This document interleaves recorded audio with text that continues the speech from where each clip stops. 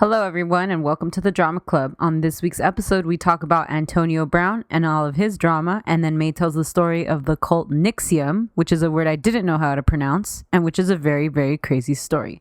Please tune in and turn that shit up.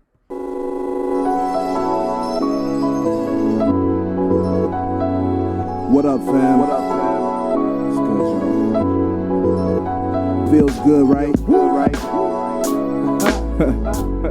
Yeah, I know it do.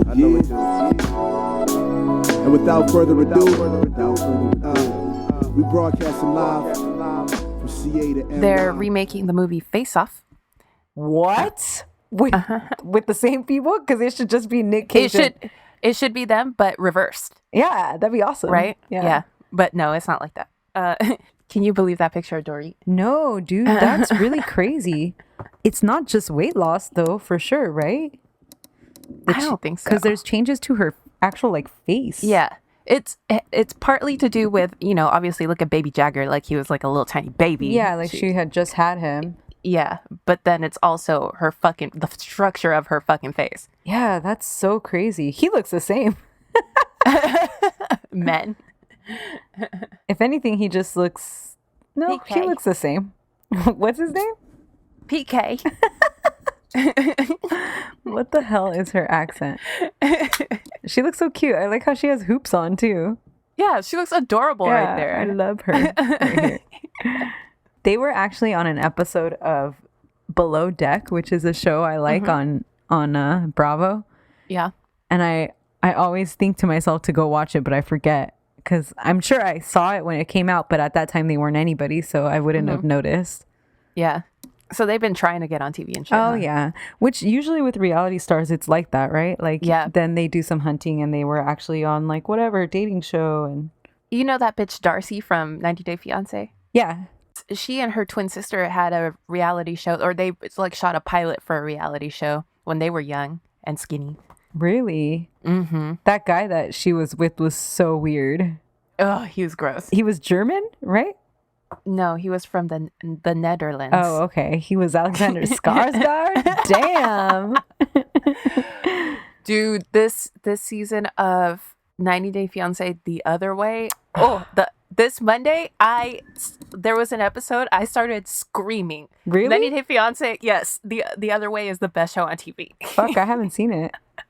I don't think I've seen it. It's fucking lit. Is this season the one with the white woman with the Indian guy? Uh-huh. Okay, I haven't finished it then. It's actually the first season. Okay, This is the first time they're doing this. Okay. But yeah. Yeah, that one chubby lady and that fine guy. Yeah. Aladdin. Yeah. Ooh. Aladdin? Yeah. Damn. I love that man. Please, I'll give him my social security number. What does he need? My mother's Your maiden bank account name? number? Like one of those princes that you send those emails? Can I have your... I'll do it, baby. Come find me. That's funny. I just saw Demi Moore on the cover of Bazaar today. Does she look good? She's naked. Yeah. Hold on, I gotta show you then. Oh, I love her. I have an AD sort of outline for forever. I can never finish it, but it's her little Whippet scandal. Oh yeah, that was so weird. I forgot all about that. Oh, let me see. I want to just they're comparing it to young pictures of her, but I just would like to see it. She's fucking bomb. She's so bomb. It's crazy. Yeah. I want to do, what does she do? I want to find out what it is and do it. Unless it involves any sort of effort. What do you mean, what does she do? Is she vegan? Is she... Oh, fuck. What kind of workouts does she do? Whatever. Oh, she looks amazing. Isn't it crazy? Yeah. Whatever she does has to be crazy. Yeah. She only drinks Evian and she only eats Well, she only washes her hair with Evian. I know, that's fucking ridiculous. That's so ridiculous. Look at her hair though. It looks good. That shit is glowing. Yeah. That's so crazy. Is she vegan or something? You're right. What does she do? What does she do? I need to know what it is. Yeah. Why doesn't she come out with that? That's $1 million idea right there. Oh, she needs to write a book? Yeah. Or a goop? No, she needs to goop. The Demi Moore diet. It's Whippets. And it's a bottle of Evian and then a bottle of Whippets that's in the shape of the Evian bottle. And then you also get a young guy to mac on. Yeah, and then like the world's best hairbrush because you know you got to brush that shit 300 times. She should come out with a line of hair products also. Oh, I would buy that shit. I would also. Or better yet, like even like wigs and weaves and stuff. Yeah, there you go. That would be great. Damn, we need to work. We need to be her publicist and shit. I know. Come on, Demi. There's so much out there for you to be doing. Did you see the email we got from Melina today? No. She said we should do a Cary Grant episode. She was like, he's so fine, but I know he has so much drama. Oh, yeah. He's definitely anorexic, right? Well, I don't know. I don't think he's anorexic. Really? I wouldn't be surprised, though, if I did some digging, found out he was. Mm-hmm. Damn, warrant issued for R. Kelly after no-show in Minnesota court. What? Oh, he's on the run. Yo. Oh. I don't know if he's necessarily on the run or if it's like he's like daring them. Yeah. Like fucking come get me then, you know? Yeah, TMZ's reporting as of an hour ago. Oh shit, that's crazy. Mm-hmm. Okay, so Antonio Brown? Oh wow. In 2012, he was signed to the Pittsburgh Steelers for $42.5 million.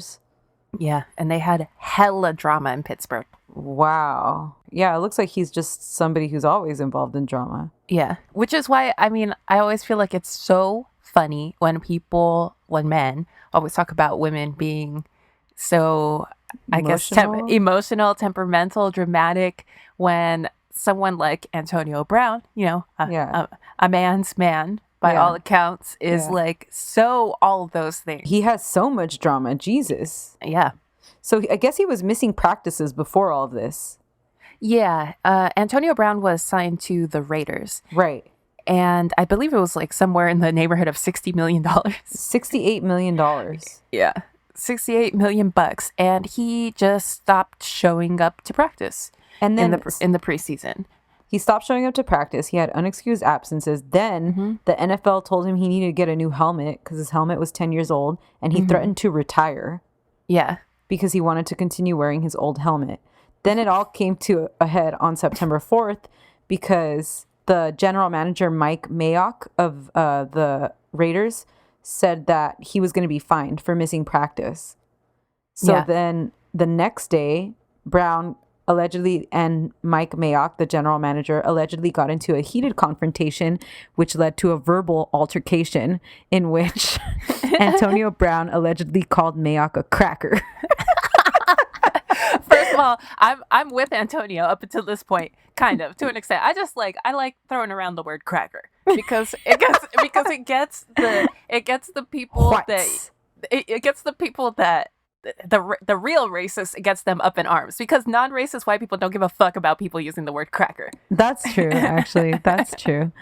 Allegedly, Brown had to be held back by teammates and threatened to punch Mayock in the face. Hold me back, and I'll punch that cracker in the face.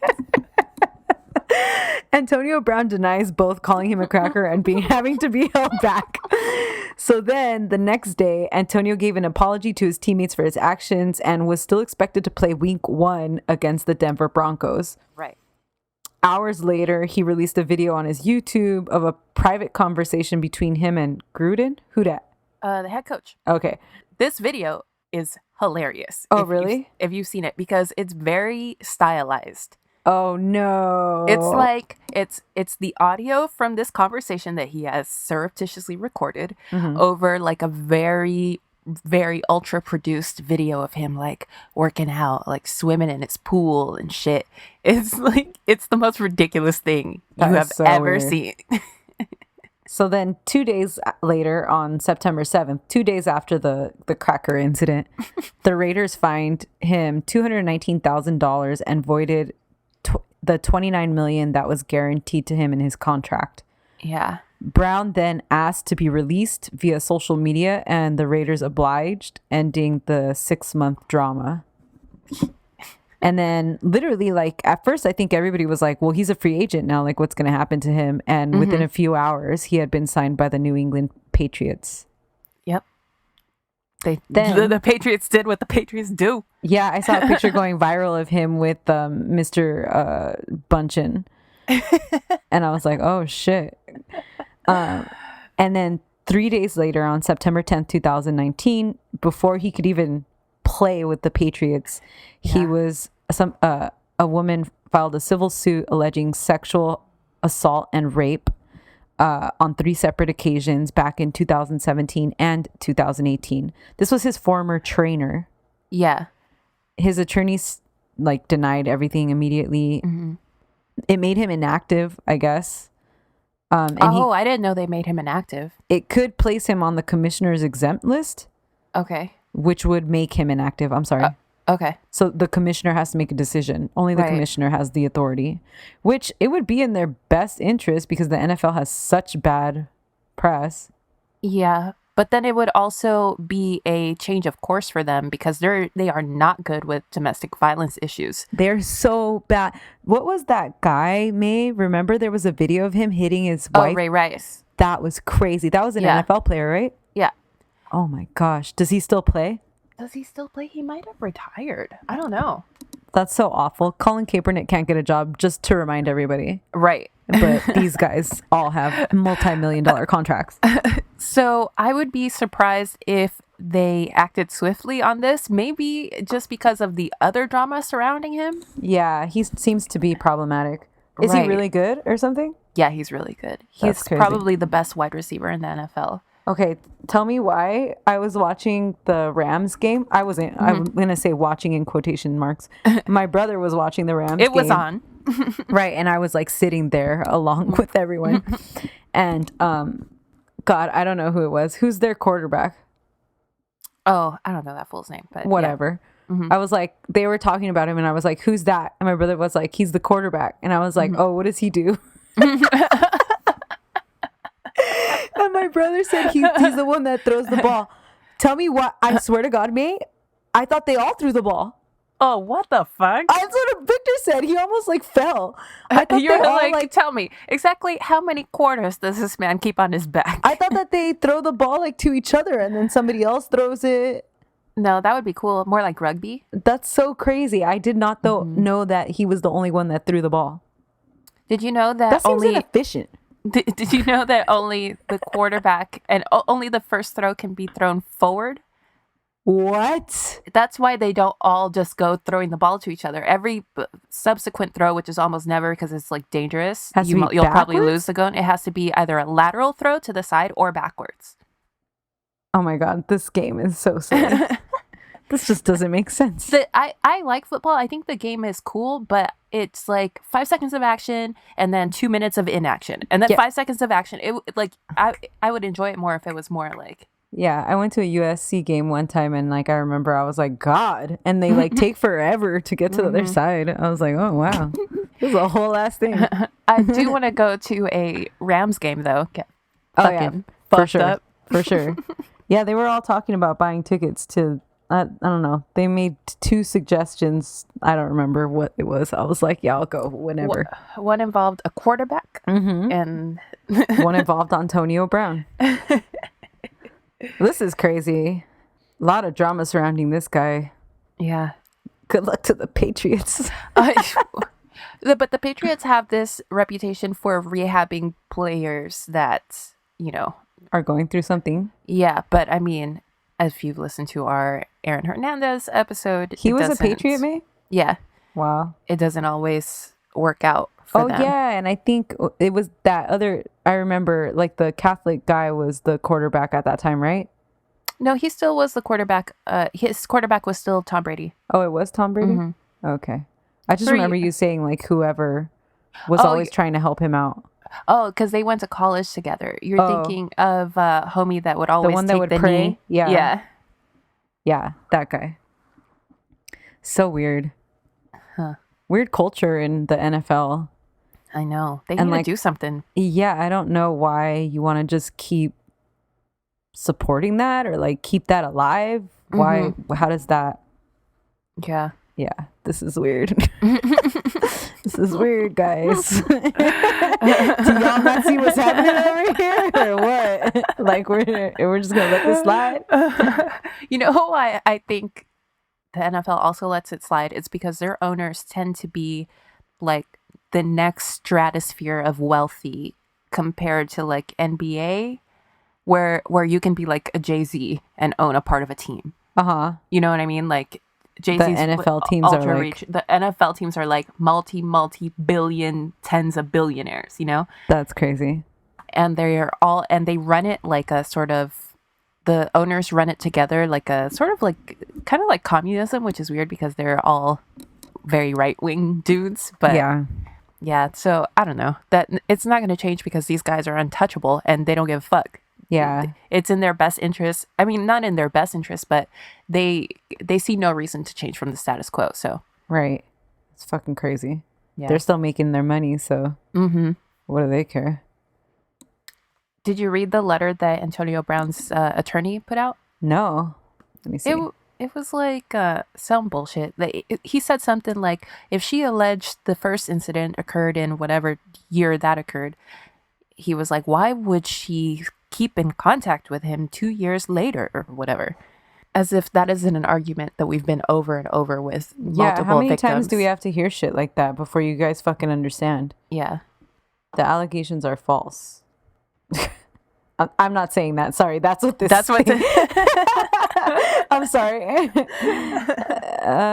Claiming she only filed the suit to punish him for refusing to invest in a business project back in 2017, saying they had a consensual personal relationship, including a late night visit just 10 days after the alleged rape.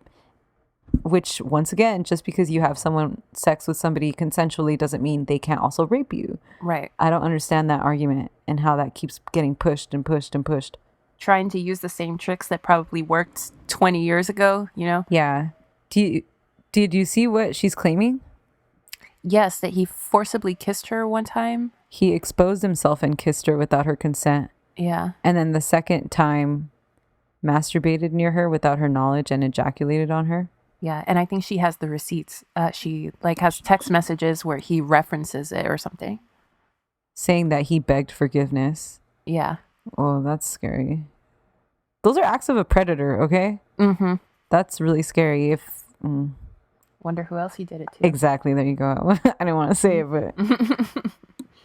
but I'm sure we'll find out. Yeah. You know? Tom Brady all smiles right here with this rapist. Tom Brady is often in the company of shady ass people, problematic people. Remember, he was all hanging out with Ben Affleck for a while. That was fucking weird. Yeah. Yep. Whatever, Tom. You're a fucking hobo. Shout out to Giselle though. Yeah, for real. She bomb as fuck. We would also buy your products and diet with Giselle. What was the other thing we were going to talk about? Oh no, I forgot. Oh, I literally have a line here that just says cracker. I wrote down LeBron James tried to copyright Taco Tuesday, got denied. That's so funny. Did you see what the judge said too? It was like, this is common common knowledge. Like this is a common phrase used by the public. You can't fucking copyright this, you jackass. Also, low key, I mean, I love LeBron, but I don't like those Taco Tuesday videos, man. Of LeBron? Yeah. Oh, I didn't know he did any. Every Tuesday, he's trying to copyright it because it's his family night. So every Tuesday, him and his little boys have tacos, and the concept is really cute. But like he gets on Instagram and he's always like, Taco Tuesday. Oh my gosh! But then like a couple times, I watched a couple of videos and he was like, yeah. Oh like, shit! And I was like, too far. Yeah, no, dude. But I forgive him because he's putting little babies through school and shit. Yeah, he's putting all those kids in Cleveland through school. We'll let it slide, bro. We know how tacos be. They be doing that shit to you. They're so good. We got it. Yo. Hello, everyone. My name is Stephanie. And hi, my name is May, and together we are the Drama Club. Thank you for listening. The club is now in session. Caso cerrado. This is the podcast all about celebrity scandals, gossip, sports, reality TV, regular TV, movies, entertainment news, the pretend celebrity products that we would buy. Yep. And use. And everything in between. Yep. Judy hadn't done anything wrong. She'd only been careless. Careless about whom she trusted. In itself, there'd been nothing wrong about advertising for a job, but it led her to trusting a person she knew nothing about. A mentally sick person. You're up this week, May. Okay. So, this week, let's talk about a good old-fashioned cult. Ooh, I love cults. Oh my God. Me too. This is exactly what I want at the end of a workday. Kick off your shoes and relax your feet. Talk about cults.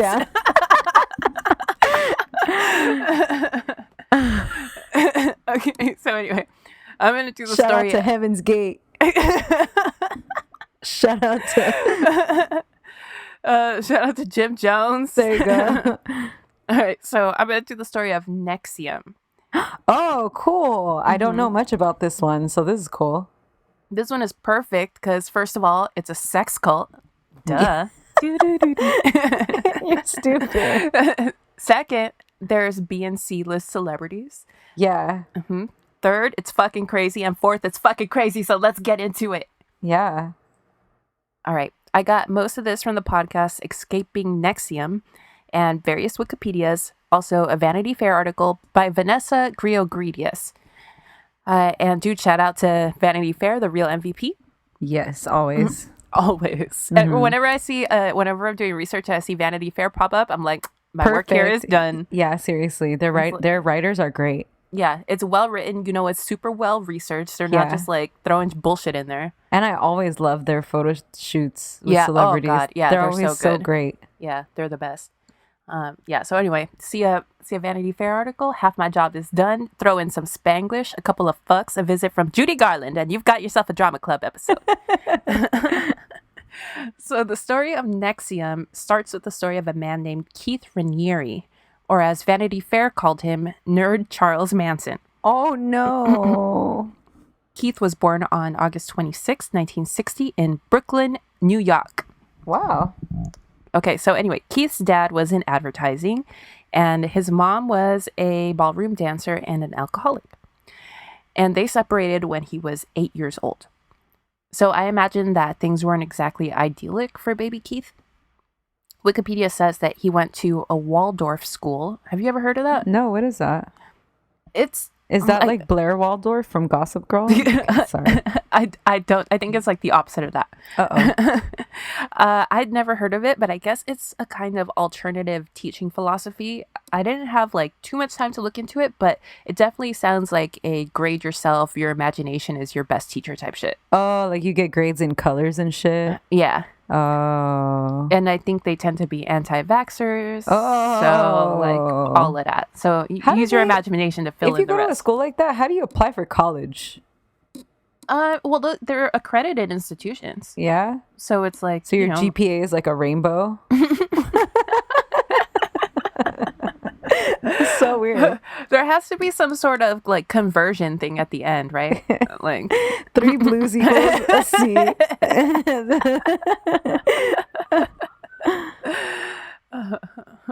We're very proud of Trent. He's a straight blue student.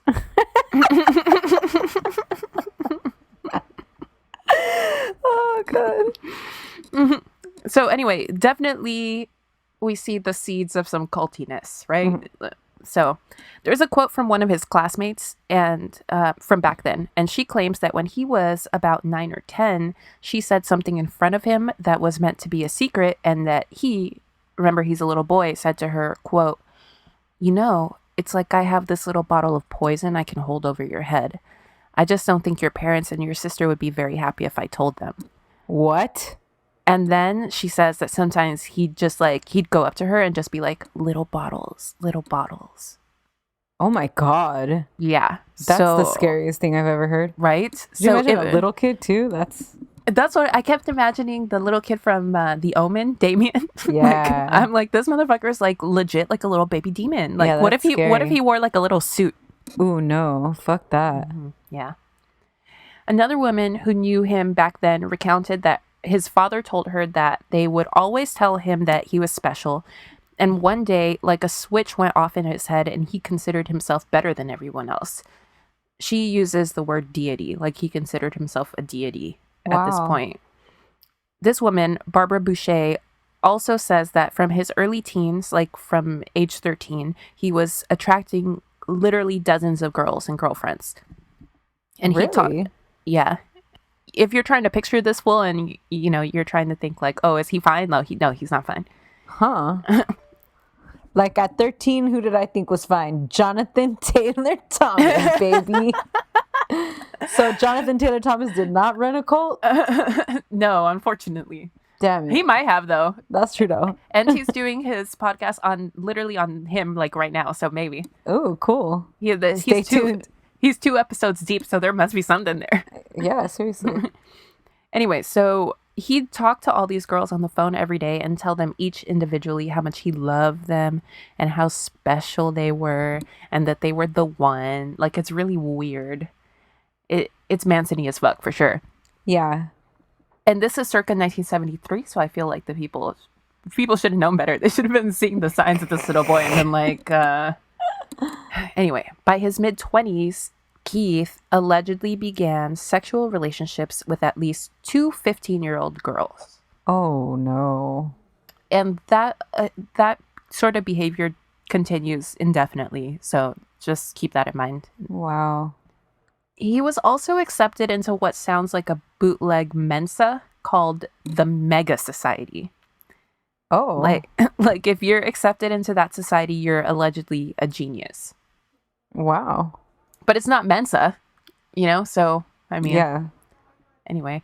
But its testing methods have been largely discredited, so it doesn't really mean anything. But I'm sure he was, like, throwing around his membership like it was actually something, you know? Right, because he thought he was so special. Right. And he would tell people from as long as anyone has known him that he was...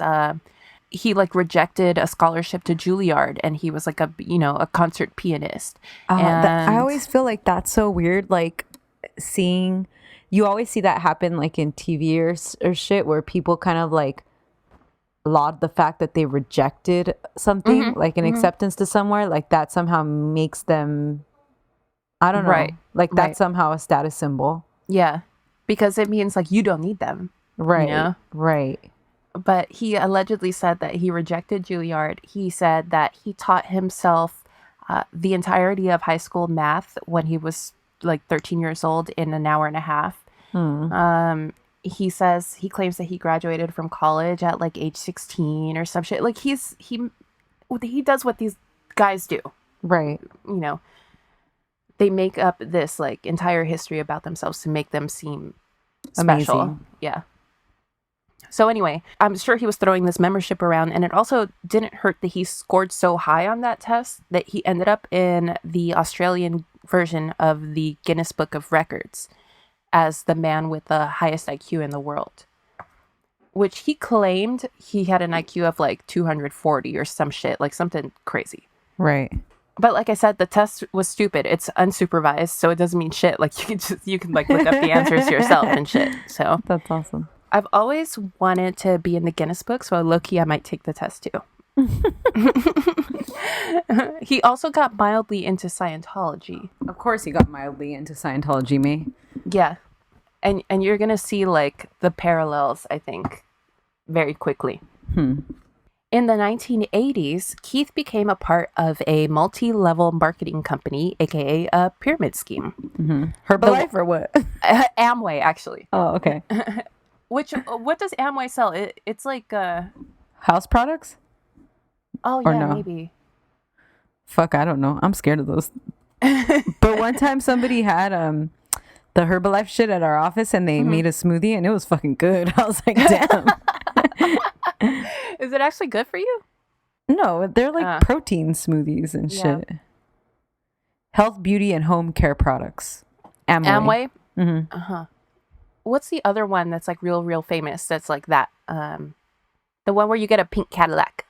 Oh, Avon. Avon. Yeah. It's like that, right? Yeah. But Avon doesn't have home. Yeah. Shout out to Kirsten Dunst and How to Be a God in Central Florida. I was going to say Amway sounds like what she was selling. Yeah. I bet he was super good at it because he sounds like he has like all the qualities to be successful at this sort of scam. Yeah, he's like manipulative and persistent. Yeah. Right. And it's like creepy. Women in particular are very attracted to him. Right. So by 1990, he started his own multi-level marketing, aka pyramid scheme called Consumers Byline. Wow, how do you even do that? I don't know, but if you're gonna do that shit, that's how the fuck you fucking do it. That seems impressive as shit. Yeah, right. Because you have to be the top of the pyramid. Right. P.S. Pyramid schemes are illegal, which I feel like everyone forgets because they sort of become so ubiquitous. But these big companies like what's the one that we were just talking? Avon, like Amway, they throw in whatever product they're selling that they truly couldn't give a shit about to sort of circumvent the law and like get away with it because they're like, oh, we're not a pyramid scheme because we sell these products. Right. Right. I was just wondering, how do they get away with it? Thank you, man. I didn't know.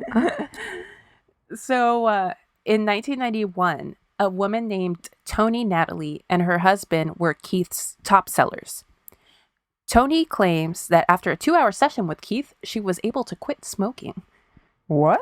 Like he just talked to her, he's a fucking genius. So he like told her like, you need to quit smoking and these are the ways that you do it. And she fucking did it. Wow. So anyway. Here's how you quit smoking. Stop smoking. Stop smoking. There you go. Fuck. So I'm just your regular smart level Latina.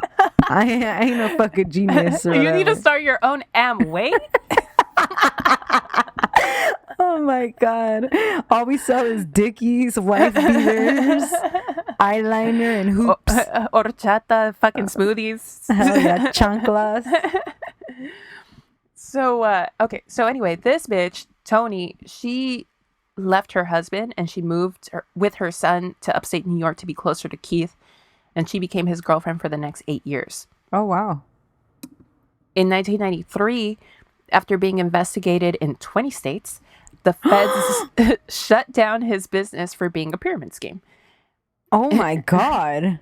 And in 1996, a judge ordered him to pay a $40,000 fine and permanently barred him from being a part of any pyramid type scheme. So no Amway, no fucking Avon, none of that shit. No fucking Herbalife. Yeah.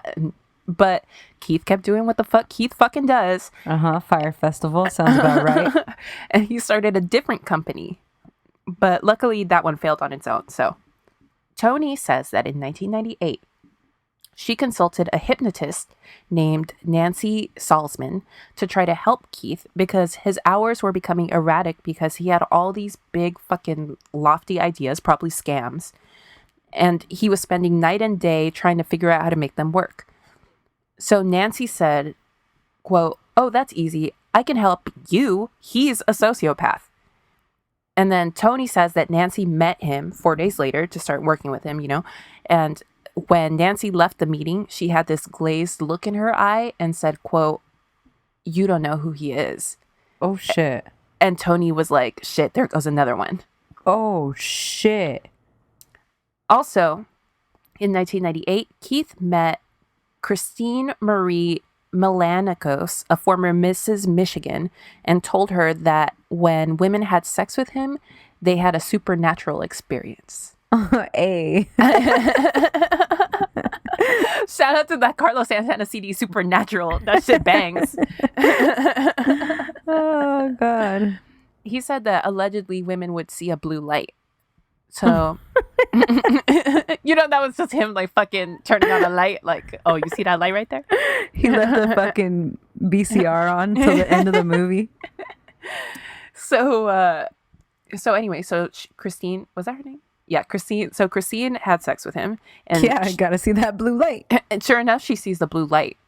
Whoa. And she says, looking back on it now, she's like, oh my God, the power of suggestion, Yeah, of course. So anyway, boom, there's another one. So now he's got his girlfriend Tony, Nancy the hypnotist, and Christine, and they're all devoted to him. That's crazy. Among others, because I think there were others too. Right. So now Keith and Nancy crafted a new self-help type multi-level marketing company they dubbed Executive Success Programs, or ESPs. You know what I just remembered? Remember in Arrested Development where Fiancé and what's-her-face sell some pill?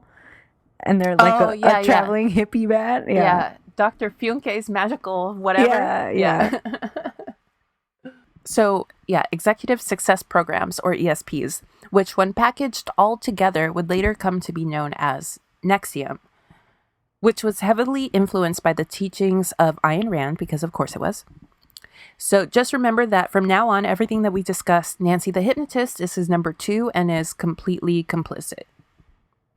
NXIVM is supposed to give you the keys and tools to be the best, most successful version of yourself. You take classes and seminars, all of which obviously cost money and get more and more expensive as you move along in the program. Also, as you move along in the program, you earn new rankings, signified by different colored scarves that you have to wear, similar to the color systems of the belts you earn in karate. Oh, wow. I think the first weekend seminar costs something like $500, and the retreats and shit can go all the way up to like 20 grand. Oh, wow. It's like, we're talking like a 16-day thing or something, you know? And you're expected to recruit new members. And you earn a commission from whatever they spend on NXIVM and whatever the people they bring in spend, and so on and so on. Your classic MLM pyramid scheme. Wow. This sounds like that one famous one. Do you LifeSpring? What is that? Oh, that's another cult type thing. And it still exists. What? Yeah. Oh, I'll talk to you about that one day. Okay, cool. So anyway, it costs a shit ton of money to get into. But you also have to have the potential to make a lot of money if you're one of the few near the top of the pyramid, which, as we know, is what these things do. That's what they do. Right. And there's very few people on the top of the pyramid. Right. But the main source in the podcast Escaping NXIVM, who is this minor actress named Sarah Edmondson, she ended up being one of their top earners. And I think that I saw somewhere that she was making like 20 G's a month. Oh, wow. Yeah, a month. Yeah. She brought something like 2,000 people in. And whoa. Yeah. I mean, like an actress is perfect. They tend to be more outgoing. They meet people everywhere at auditions and at acting class, and like it's perfect, you know? Yeah. So anyway, she brought 2,000 people in, and they had her open their first office in Vancouver. So she ran the whole West Coast Canadian operation. Wow.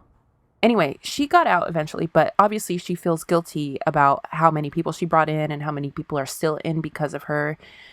She drank the Kool-Aid, so I hate to victim blame her, but I think that she herself will tell you that she deserves at least some blame. Right. What was her name? Her name is Sarah Edmondson. She was in the news today because People magazine published the first excerpts from her very anticipated memoir about this. Wow. Okay. And she's like the most outspoken former member. She was like in a documentary I saw like a year ago on A&E about escaping cults, and like she's the main she's the subject of the podcast Escaping NXIVM and shit. Like she's everywhere. Wow. So anyway, join NXIVM. All your problems are solved. You'll be a part of the movement that's going to save the world. And what the fuck does this mean? Like, this is so broad. It's whatever you want it to mean, whatever you need it to mean, you know? No, I need you to tell me, because it don't make sense. But that's how it applies, because you're this person that's looking for something in your life. You don't know what it is. And suddenly someone's telling you you can change the world. What the fuck? So anyway, you're going to do all these things and you're going to make money doing it. That's basically what they're selling you. What things? I'm so confused. Don't eat this shit up. And yeah, it's expensive, but really, can you afford not to join? What's 10 grand when you're going to change the world and get rich doing it? It's an investment.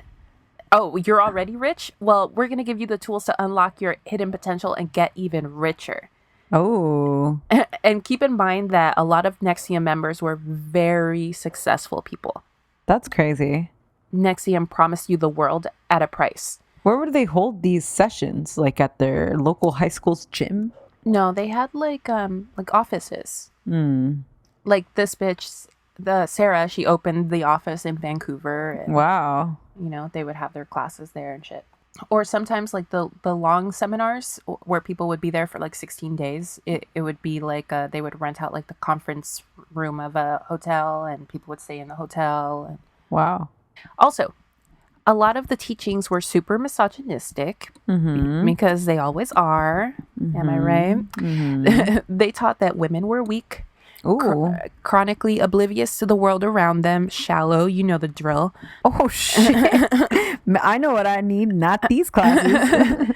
Anyway, the teachings claimed that, you know, they could cure you of this if you're a woman, according to NXIVM.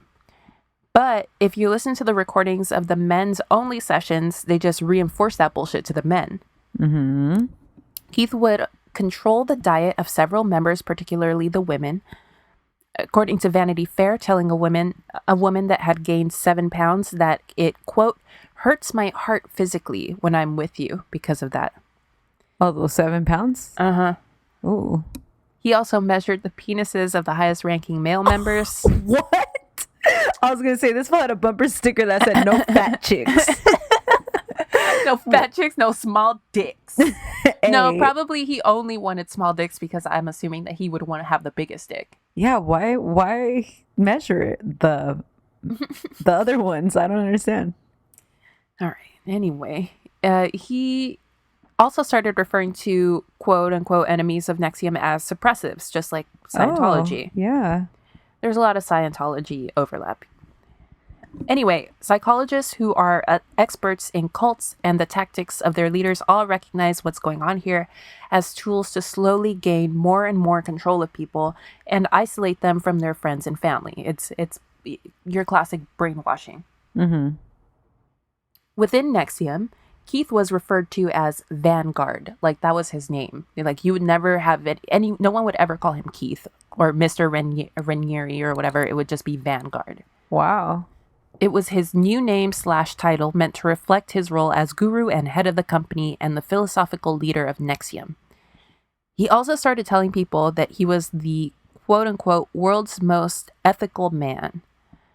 Further cementing this aura he was creating around himself as someone who was operating on a different moral plane, somewhere between man and God. When taking NXIVM classes, members were made to bow to photos of him. Keith would also kiss every woman follower on the mouth whenever he'd greet them. Oh. Because obviously that's what the world's most ethical man would do. There's so many things. Like, he's not humble. Yeah. He's measuring dicks. Right. He's like greedy, literally measuring he's stealing dicks. Money. You know, you're like the least ethical person. Remember that episode of Friends where Chandler and Monica get caught kissing, so then he has to kiss everybody when he leaves? Yeah. Yeah. that episode is so funny. That was this dude. At these NXIVM seminars, as you can imagine, if you've ever seen one of those self-help people do their thing, members would often reveal very personal things about themselves in front of everyone. Aw, that's embarrassing. Whether it was their fears or regrets or secrets or whatever. And in their minds, they were usually opening themselves up to start over, to leave shit in the past so that they could move forward or move up or whatever. But NXIVM, did you see that Tony Robbins documentary that was on Netflix like last year? No. Is he being accused of sexual harassment or assault? No way, is he? I thought that something came flashing in my mind right now when you said his name. I truly would not be surprised, but you know, he's obviously very successful and he's crazy successful, right? Yeah. He's like a multi-millionaire and people praise him like a deity almost. Right. Yeah, so these people would reveal shit about themselves, but NXIVM engineered these personal revelations so that they would have something to sort of hold over people's heads and manipulate them should the situation ever arise. Oh, that's fucked up. Also, somehow the session started getting weird, or weirder, I should say. People started saying shit like they thought that they were reincarnated Nazis and shit. What? Yeah, and NXIVM would be like, totally. That's why you have to be better in this life and make up for it. Take this $3,000 seminar and find out how to fix it, you know? What? Yeah. Meanwhile, Tony leaves him, and he sort of becomes litigious with her somehow. I'm not exactly sure how. But Tony tells the judge that he's harassing her with lawsuits, and the judge agrees and throws them all out, saying that it seems like Keith was just retaliating against a former girlfriend. Right. Keith How long has she been? She was the one with the kid that moved. Yeah, she was with him for, I believe, 8 years. Wow. Keith then begins a new serious relationship with Barbara Boucher, who was the woman that gave us the tea about how he talked to dozens of girls as a teenager. Oh, wow. Anyway, at the same time, NXIVM is picking up steam, and Keith and Nancy successfully recruit members of the Bronfman family, who are billionaires and heirs to the Seagram's fortune, as in the gin, Seagram's? Oh my God. the wine coolers, etc. Wow. This is a wonderful example of trickle-up economics, because I'm sure I made this family billionaires considering the amount of wine coolers and 7-7s I drank as an underage youth. Anyway, so circa 2002, things at NXIVM are about to pop all the way off. An estimated 3,700 people had participated in NXIVM at some level, including the first Black woman billionaire and co-founder of BET, Sheila Johnson. What? That's crazy. Former Surgeon General Antonia Novello, Ana Cristina Fox, daughter of former Mexican President Vicente Fox, several cast members of Battlestar Galactica, Emiliano Salinas, another son of a former Mexican president, Carlos Salinas. They do need to go get better, though. Vicente Fox's daughter. Yeah, go take a class to be a better person. And even Richard Branson. Whoa, Mr. Virgin? Yeah, but he denies it. But all signs point to him getting like special VIP classes. Wow. Like on an island somewhere. And that kind of sounds like his whole thing, persona. Right. Yeah. I wonder if is there any dirt on him? Because he just seems like he's always somewhere like windsurfing. Yeah, he's fucking trying to go to space. Diving and shit. Yeah. I mean, I don't know if there are any unproblematic billionaires, but it seems like he's relatively unproblematic. I don't know. Isn't it crazy that Kate Winslet is married to like his nephew or something? What? Yeah, rock and roll, whatever the fuck. Oh, no way. Yeah, that's the name of his nephew, and that's who Kate Winslet's married to now. Oh my God. Ned Rock and Roll. Okay. Wow. Yeah. All right, Kate. Do your thing, girl. You see blue, baby. So, remember those 15-year-old girls who I mentioned earlier? Oh, no. Well, one of them, her name was Gina Hutchinson. She had a sexual relationship with Keith back in 1984 when she was 15. And in August 2002, she got back in touch with him and began doing NXIVM. I'm not sure if doing NXIVM is the right terminology. Like, you know, do you do Scientology or, you know, Tony Robbins or whatever? Right. But anyway, she's all up in NXIVM, basically. Uh-huh. And just 2 months later, in October, she was found dead of a gunshot wound to the head. What? Yeah, her death was ruled as suicide. So, I mean, 2 months after reconnecting with this dude who was sexually assaulting her when she was 15. Yeah, she winds up dead. Mm-hmm. Jeffrey Epstein. Mm-hmm. Mm-hmm. So anyway, then in November, a woman named Kristen Marie Snyder paid 7 G's to enroll in a NXIVM course taught by Nancy. Then in January 2003, she traveled to meet Keith in New York and enrolled in a second course set for February in Alaska. While she was doing the course in Alaska, the space shuttle Columbia disintegrated upon re-entry to Earth, killing all 7 crew members. P.S. Okay. I had completely forgotten about this, and I fucking love space and NASA and shit. Yeah. I had to look it up, and I remembered after, but that shit was crazy. Anyway, Kristen became convinced that she was responsible for the disaster. Oh, no. A few days later, she was last seen leaving the NXIVM seminar, and 2 days after that, the police received a note that said, quote, I attended a course called Executive Success Programs based out of Anchorage, Alaska, and Albany, New York. I was brainwashed and my emotional center of my brain was killed/turned off. I still have feeling in my external skin, but my internal organs are rotting. I am sorry, life. I didn't know I was already dead. May we persist into the future. No need to search for my body. What? Her whereabouts are still unknown. Oh my God. That's the scariest thing. I got goosebumps.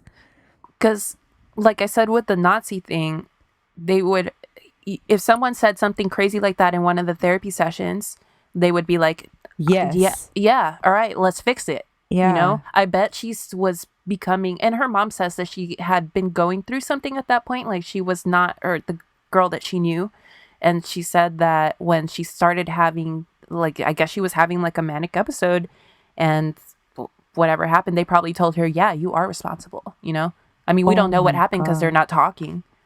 Oh my God, May, that's crazy. This year at his trial, a witness says that Keith paid someone $24,000 to hack into Kristen's email. So, I mean, there's nothing that's the end of that story. Like, we don't really have anything else, but that's fucking shady. Yeah. After this girl disappears, you want to hack into her email for what? Just anyway. In October 2003, Forbes did an expose on NXIVM and Keith. And this is funny because they were like, oh, Forbes is coming. Like, they thought this was going to be like a really great story. Oh, no. So Keith gave a comment, Nancy gave a comment, like everyone was like really open and, you know, they should not have been. Anyway, no. In it, Forbes describes NXIVM as a pyramid scheme, and Edgar Bronfem, I cannot pronounce her last name, Edgar Bronfem, one of the Seagram's heirs, straight up called it a cult despite the fact that his two daughters were still members. And he disclosed that he hadn't been able to speak to them in months. Oh, no. Because they were like that fucking deep in it. Yeah. That put Edgar on NXIVM's shit list. And they hacked him and monitored his communication for years after that. Wow. What is it called? Suppressor? Suppressor, yeah. He's a suppressive person. Wow. At the same time, this fool Keith was making commodities trades in the market and losing big time. Uh-oh. He lost around $70 million. What? Hire someone, bro. No, he's a genius. He doesn't need to hire anyone. Oh, he's a mathematical genius. No, you ain't. And I'm here losing 70 million. I'm no math magician, but that shit don't add up. What the fuck? Hold up. But where is a pretend genius cult leader supposed to get $70 million to cover his losses? Well, when you've got two billionaire wine cooler heiresses as members in your cult, you tell them that their father manipulated the market so that you'd lose that money. And they not only give you the 70 million, but they throw in another 80 million on top of it to support your ass.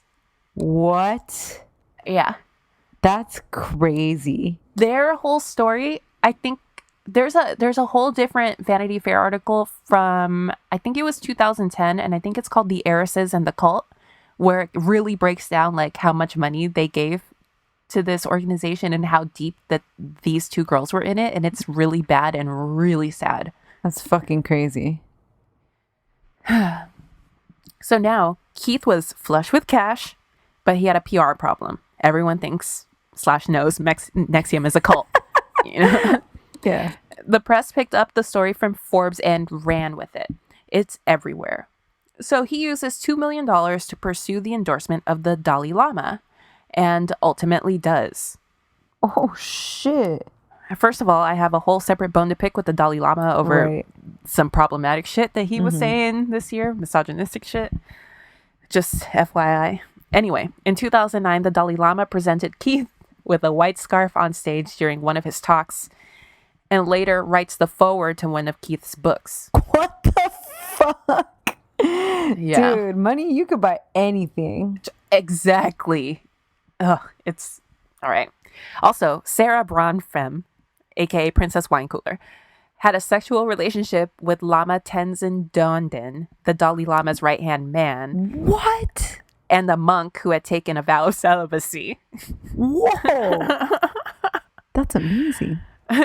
So that fucking monk was forced to resign after this fallout. Okay. So, yeah. Also, apparently, Sarah Bronfem's sister Claire is being represented by Michael Avenatti now. Oh, wow. Interesting. Really? Still? Meanwhile, back in 2006, Kristen Kreuk, how would you say Kreuk? Crook? Okay, Kristen Kreuk, one of the leads of the CW show Smallville. She played Lana Lang. She joined NXIVM.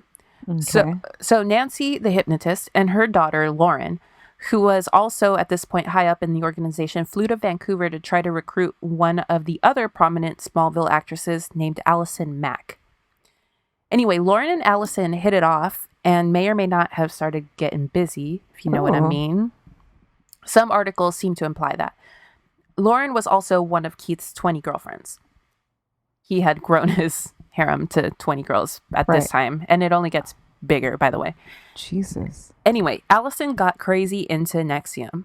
Like, she started getting out there and recruiting new members and preaching and shit. And after Smallville wrapped in 2011, she moved to upstate New York to be near NXIVM headquarters. I've never seen Smallville. So, me either. Is that about football? It's about Superman. Oh, fuck. That was way off. You might be thinking of Friday Night Lights. Yeah, that is what I'm thinking. Are they both on the CW? I don't know. Yeah, but I imagine corn when I think of like cornfields when I think of either of them. So all right, you're not too far off. Anyway, okay. So I don't know if because I don't watch the show, if my ignorance of the show is making me biased, but these all seem like very low level celebrities to me. No, I think they are. Right? And I never would have heard of Allison Mack outside of this, but every major publication treats her as if she's fucking Jennifer Aniston or some shit. They're like the stars that are in this fucking sex cult. Because it's just crazy that anybody on TV is involved in a sex cult, you know? Yeah, it's true. That other bitch from Smallville, Kristen Kreuk, she wasn't in NXIVM for that long, by the way. But anyway, her I do kind of know because A, she's fucking stunning, and B, she was the face of Neutrogena for like 10 years or some shit. Oh, wow. Like, you definitely know her face. But anyway, I didn't know her name or like what she was in or anything. Anyway, I read in the Huffington Post that Keith was sort of grooming Allison to be the Tom Cruise to their Scientology. Okay. But there were a lot of actors actually in NXIVM. Like Scientology, they purposely went after them and they would promise them like, we can help your acting career. Wow. With like these tools. So within NXIVM, there was a sort of allegedly women's only secret society called DOS, or sometimes the Vow. I only say allegedly women's only because obviously Keith was the head of it. There is also a men's subsect of NXIVM called SOP, S-O-P, which is much less well known and controversial. I only know about it, even through all this research, I only know about it because a friend of mine was being recruited back in 2013 and sent me the email. Wow. The email has the expected, we're going to change the world. Who cares if you don't have the $500 for this retreat? You better find the money and invest in yourself bullshit. Anyway, DOS was some next level shit that meant you were a part of the most inner circle of NXIVM. Only, unfortunately, if you were a woman, this often meant that you were forced into sexual slavery, among other things. More on that in a minute.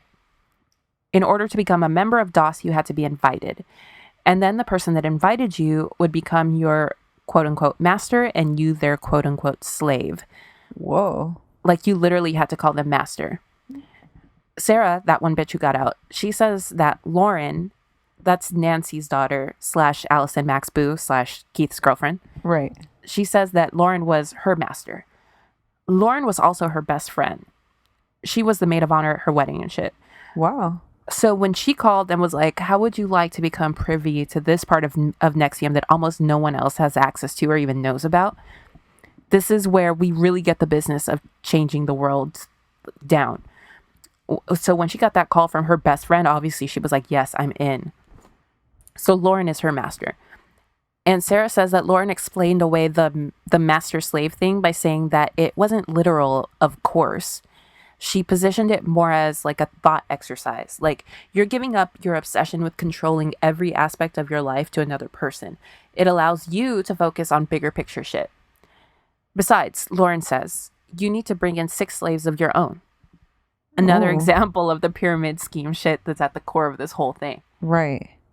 Anyway, when you're someone's slave in DOS, you have to do an hour of work a week for them for free. And you have to immediately respond to any call or text message within 1 minute, or you and all the other slaves will be punished. Also, and you think that this would be most importantly, but it's going to get worse after this. But also, in order to become a member of DOS, you have to provide emotional and sometimes financial collateral. You have to tell DOS something that is so damaging that it could literally ruin your life. So that if you ever betrayed them, they could blackmail you. Wow. So you're giving them this information knowing that that's what they plan to do with the information. Some women provided nude photos, and not just nudes, but they were told exactly how to pose. Like, we need to see your inner labia, and we also need to see your face so that it can leave no doubt that it's you. Oh my God. Or like Sarah, they made her, quote unquote, admit that her husband was severely physically abusive. Like they videotaped her saying that. Oh my God. But Sarah says that it wasn't true. Like, because she was telling them, how about this? And they'd be like, that's not bad enough. How about this? And, so she was like, oh, my husband hits me. Wow. They also asked her to sign over the deed to her house to them, but she kind of dragged her feet on that. So she never actually ended up doing it. Oh, good for you, girl. But she also said other really horrible shit on camera about the rest of her family. One other member said on video that her father had sexually abused her, and it was all like real serious shit. Like I said, shit that could like ruin your whole life. Wow. But the last step to officially joining DOS was getting branded with a symbol meant to represent your commitment to the group. So Lauren told Sarah that the symbol was a small dime-sized thing that had a line representing the horizon, a line for each of the 4 elements, blah, blah, blah, blah, blah. Shit like that, What the hell? So Sarah was reluctant because she didn't even have any tattoos or piercings or anything, But yeah. But Lauren was like, oh, so you're not committed to this? Just like you're not committed to anything else in your life? That's why you're not where you want to be. Like she totally manipulated her as her best friend, as her master. Like that's why you're not a fucking billionaire. That's why you'll never be happy. So Sarah's like, fine, I'll do it. So she goes to Lauren's house where she's blindfolded and driven to a second location. What the fuck? Sarah peeked under her blindfold and said that she recognized the second location as the home of Allison Mack. Allison had allegedly worked and or fucked her way up to the top to be second in command under Keith and was his main girlfriend. What? Mm-hmm. After, so his psychiatrist or hypnotist is out? No, she's not out. But since Allison has so many people under her, wow, Nancy is doing other shit. She's still Nancy is actually the one who's running the day-to-day operations type shit. Wow. Allison's job is to be recruiting people and fucking Keith. Holy shit. Allison is alleged by federal prosecutors to have had approximately 50 slaves of her own. What? So, slaves. This is the next level. This isn't just the people that she recruited. These are her slaves. Holy shit. Imagine having 50 people do an hour. No, I wouldn't even have enough stuff for them to do. Right. They just do your whole ass job. I can't even think of 3 things. What? Anyway, 2 of her former slaves went on record to the Hollywood Reporter telling them that Allison forced them to sleep with Keith because she's their master. So go sleep with Keith. So at Allison's house, they were going to do a branding initiation ceremony for several of the blindfolded slaves. Wait, so all this time that girl is still on Smallville? While she's participating in this fucking cult? She was for a long time, but now that things are ramping up, Smallville ended in 2011. Oh, okay. And this branding ceremony, I think this is 2017. That's crazy. Yeah. This branding of this specific person of Sarah was in 2017. So she was probably doing it for, I don't know, who knows how long before that. Yeah. So anyway, so they're branding the blindfolded slaves. There, a doctor used a cauterizing pen to burn the symbol into these women near their groins. Which is when you think branding, you think of a cow, they do with a cow. Brand, yeah. It's and it's over? No, because they were using a cauterizing pen. It was oh like, my God, they're like going over and over and over it. yeah, and each branding took an average of 45 minutes. No. Because the women would scream and convulse and writhe in pain. And it wasn't dime sized, it was more like golf ball sized. Oh my gosh. Then they were forced to strip nude and smile and take a group photo commemorating the ceremony. Weeks later, Sarah's husband noticed that when you turned the symbol one way, you could see the letters A and M, the initials of Allison Mack. What? And when you turned the symbol another way, you could see the letters K and R, the initials of Keith Raniere. So he freaked the fuck out. He was like, why the fuck do you have Keith's initials branded next to your vagina? And Sarah was like, what the fuck? And that's when she finally snapped out of it. She started talking to a friend who had also recently grown suspicious of Keith and of the whole NXIVM program. And her friend told her that he heard that Keith had started recruiting sex slaves. So that was the moment that Sarah realized that she was on track to be one of those sex slaves. Oh my God. And she got the fuck out after that. And since she was one of the top recruiters, she basically ran Canada. Word started to spread after she and her husband left because they were a big-time NXIVM power couple. In that podcast, they're described as the Jay-Z and Beyonce of NXIVM. That's funny. I'm sorry. They had both been in for about 12 years. God damn. So the roots of this intersect of NXIVM, DOS, was that one of Keith's girlfriends, an heiress named Pamela Caffritz, got terminal cancer, and it shook Keith.